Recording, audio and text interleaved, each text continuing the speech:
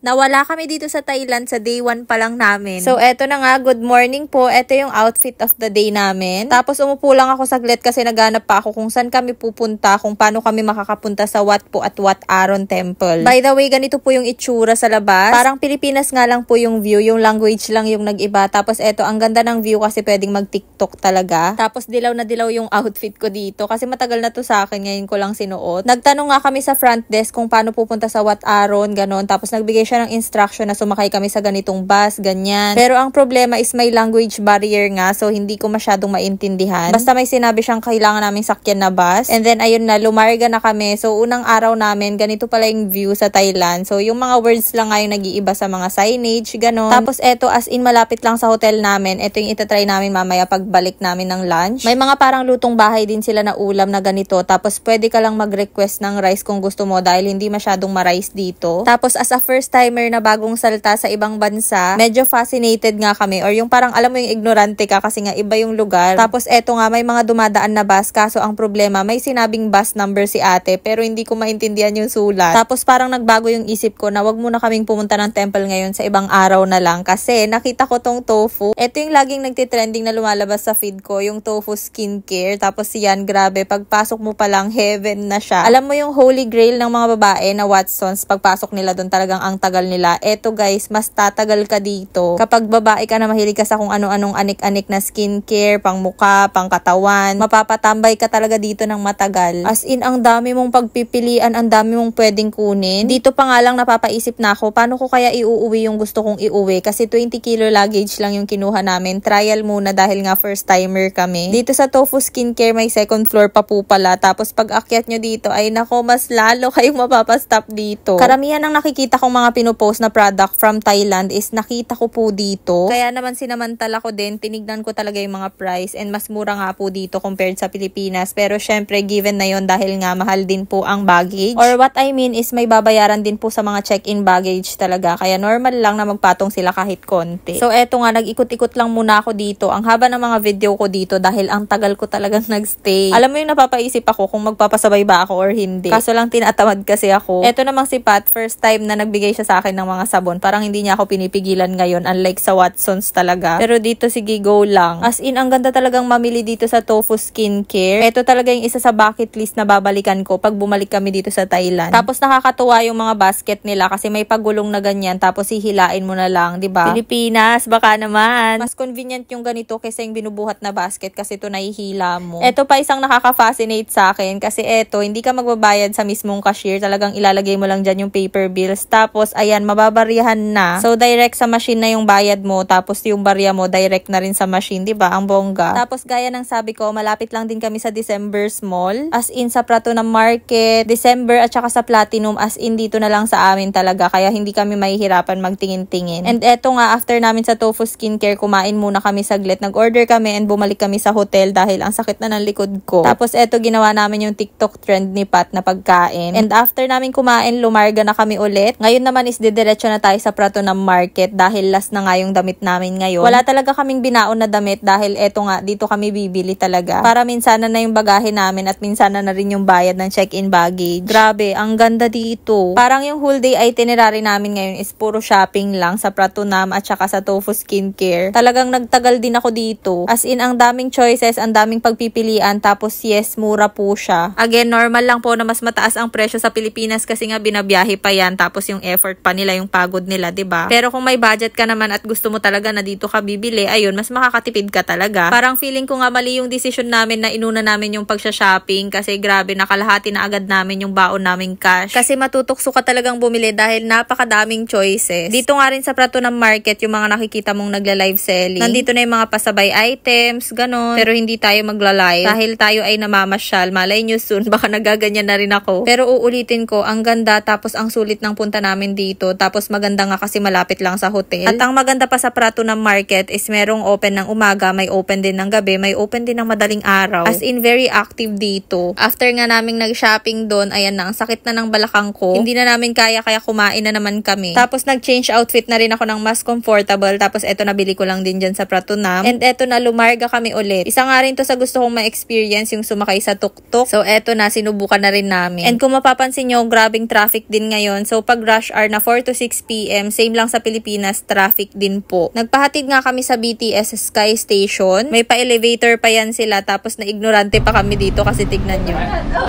Tapos eto, ayan na, walang katapos ang kagugugol kung saan kami sasakay, saan kami pupunta. Grabe yung struggle namin sa language kasi talagang hindi kami magkaintindihan. Maski sa guard nagtanong ako, tapos eto na sabi niya dito daw kami sumakay. So kami naman sumunod kami. Actually, hindi naman niya exactly sinabing dito sasakay. Parang tinuro lang niya, tapos oo din kami kasi hindi nga namin naintindihan siya. So ang ending, mali yung nasakyan namin. Kaya ayan, nagtanong na naman kami kung saan na kami banda. Tapos ayun, sabi ni ate, magbayad na lang muna kami ulit. Tapos yung sakyan namin is yung sasapan taksin na nga daw. So ayan, inulit na naman namin yung routine namin. Tapos eto, pipila na naman kami na kukuha ng card. Ang layo na namin dun sa pinuntahan namin kanina, tapos hindi na namin alam yung pabalik. Tapos eto nga, nagtanong na naman ako.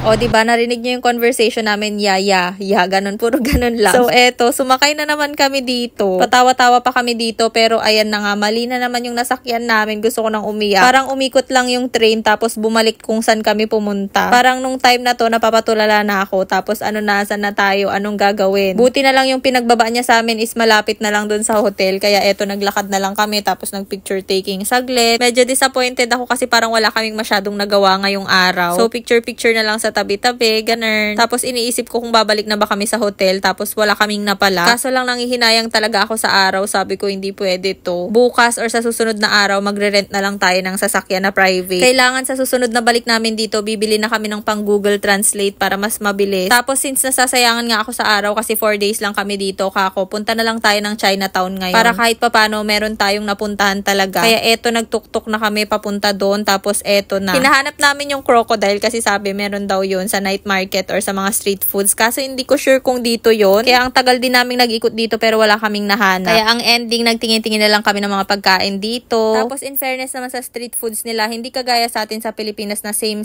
po yung display. As in magkakaiba, tapos very unique yung style. And eto po, sanay talaga sila sa camera dito, kasi pag may nakikita silang nagka-camera, ayan, nagpapakitang gilas din sila in fairness. Halos karamihan kasi nang nandito, nagvi-video, nagva-vlog, ganun, kaya parang very normal sa kanila. Bali, eto yung una kong in-order dito sa Chinatown Market. Waffle siya, tapos lalagyan ng ice cream. Masarap pala to guys. Tapos tignan nyo naman yung ice cream nila. Ang ganda din ng presentation. Hindi ko lang nagustuhan dito sa night market yung walang upuan. So, standing ovation talaga kayo. Ito pa yung mga ibang street foods nila. So, ang dami nyo ang choices dyan. Tapos, hile-hilera siya. And hindi sila magkakatulad. Kaya walang agawan ng customer kasi magkakaiba talaga sila ng binibenta. Yung street foods nila, ang ganda ng presentation. Tapos, tignan nyo naman po, si ate pala smile din. Kahit hindi namin siya naiintindihan, hindi niya kami naiintindihan, nakasmile lang siya. Kaya okay na din yung experience kasi mababait yung mga tao. Yun nga lang, hindi kami nagkakaintindihan. So again, hile-hilera nga lang na pagkain yan, tapos magkakaiba sila ng paninda. Meron pa sila ditong parang assorted fruits siya, tapos bibili sana ako kaso lang may nagva-vlog kaya hindi na ako tumuloy. And eto pa, hindi ko alam ang tawag dyan, eto pa. Basta marami yan, nakapost to sa Blue Up ni Pat. And eto, isa sa mga clip na ayan, nag-order ako tapos hindi kami nagkakaintindihan. 50 baht. Yeah, 50 baht. This one? Okay. Hello. Okay. This one. So dito, turo-turo lang pag nag-order ka, tapos yes, no lang. Pero masayang experience naman. Yung nasa ibang lugar ka, hindi nyo naiintindihan yung nangyayari. Pero ramdam mong mababait yung mga tao. Ayun lang yung naging ganap namin kasi nga nawala kami. Pero sulit naman yung day 2 namin. Ito yung nangyari. Bukas ko siya ipopost. Pati sa minute muna. Halo.